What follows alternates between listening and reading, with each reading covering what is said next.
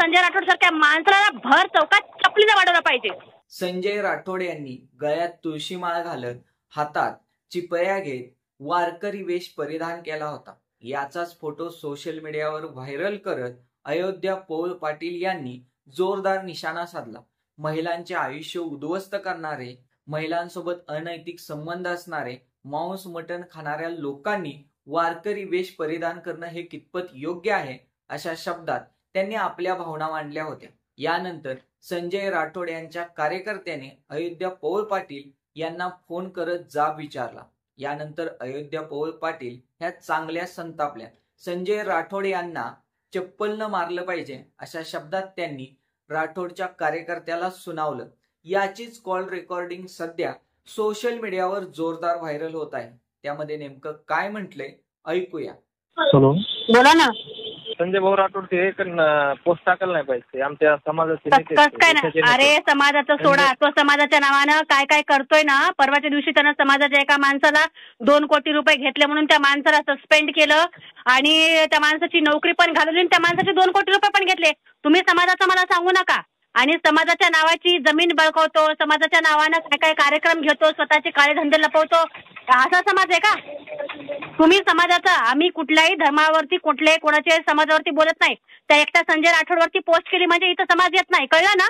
ऐक पूर्ण आता। मांस मटण मच्छी खाणारा माणूस गळ्यामध्ये तुळशीमाळ घालतोय, त्याच्यानंतर साधू संतांचा पेहराव करतोय, चिपळ्या वाजवतोय, अनैतिक संबंध लोकांकडे ठेवणारा आहो ते सगळ्या चित्रवागणी सगळं काढलं ना। असल्या माणसाचा चपलीने वाढवलं पाहिजे। संजय राठोड सारख्या माणसाला भर चौकात चपलीने मारलं पाहिजे। संजय राठोड, मी पुन्हा तिसऱ्यांदा म्हणते संजय राठोड सारख्या माणसाला जे चित्रवागणी आरोप केले त्या आरोपानुसार संजय राठोड सारख्या माणसाला भर चौकात चपलीने वाढवलं पाहिजे। जे मी पोस्टमध्ये लिहिलं नाही ना, जे मी पोस्टमध्ये लिहिलं नाही ते मी तुम्हाला कॉलवरती सांगते, चौथ्यांदा सांगते। संजय राठोड सारख्या माणसावरती जेव्हा चित्रावाग यांनी जे आरोप केले आणि जे सगळे कॉल रेकॉर्डिंग किंवा जी काही सगळी डिटेल बाहेर आली, जे काही त्या मयत तरुणीचे जे काही प्रकरण बाहेर आलं त्यानुसार संजय राठोडला भर चौकात चपलीने मारलं पाहिजे होतं। मी संजय राठोडला असं बोलले म्हणून माझ्यावरती कुठं तुम्हाला तक्रार दाखल करायची आहे का? बिनधास्त करा, आम्ही कोणाच्या बापाला भीत नाही। आणि ठेवा फोन। हॅलो, बोला ना। संजय भाऊ राठोड ते पोस्ट टाकायला नाही पाहिजे आमच्या समाजाचे नेते काय ना, अरे समाजाचं सोडा, तो समाजाच्या नावानं काय काय करतोय ना। परवाच्या दिवशी त्यानं समाजाच्या एका माणसाला 2 कोटी रुपये घेतले म्हणून त्या माणसाला सस्पेंड केलं आणि त्या माणसाची नोकरी पण घालवली, त्या माणसाचे 2 कोटी रुपये पण घेतले। तुम्ही समाजाचं मला सांगू नका।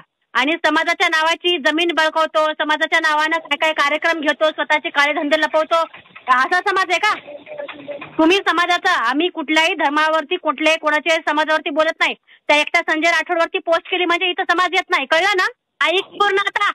मांस मटण मच्छी खाणारा माणूस गळ्यामध्ये तुळशीमाळ घालतोय, त्याच्यानंतर साधू संतांचा पेहराव करतोय, चिपळ्या वाजवतोय, अनैतिक संबंध लोकांकडे ठेवणारा आहो ते सगळ्या चित्रवागणी सगळं काढलं ना।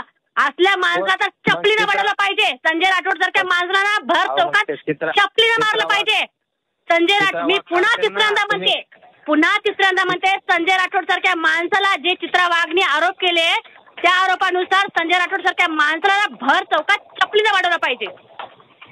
जे मी पोस्टमध्ये लिहिलं नाही ना, जे मी पोस्टमध्ये लिहिलं नाही ते मी तुम्हाला कॉलवरती सांगते, चौथ्यांदा सांगते। संजय राठोड सारख्या माणसावरती जेव्हा चित्रावाग यांनी जे आरोप केले आणि जे सगळे कॉल रेकॉर्डिंग किंवा जी काही सगळी डिटेल बाहेर आली, जे काही त्या मयत तरुणीचे जे काही प्रकरण बाहेर आलं त्यानुसार संजय राठोडला भर चौकात चपलीने मारलं पाहिजे होतं। मी संजय राठोडला असं बोलले म्हणून माझ्यावरती कुठं तुम्हाला तक्रार दाखल करायची आहे का? बिनधास्त करा, आम्ही कोणाच्या बापाला भीत नाही। आणि ठेवा फोन।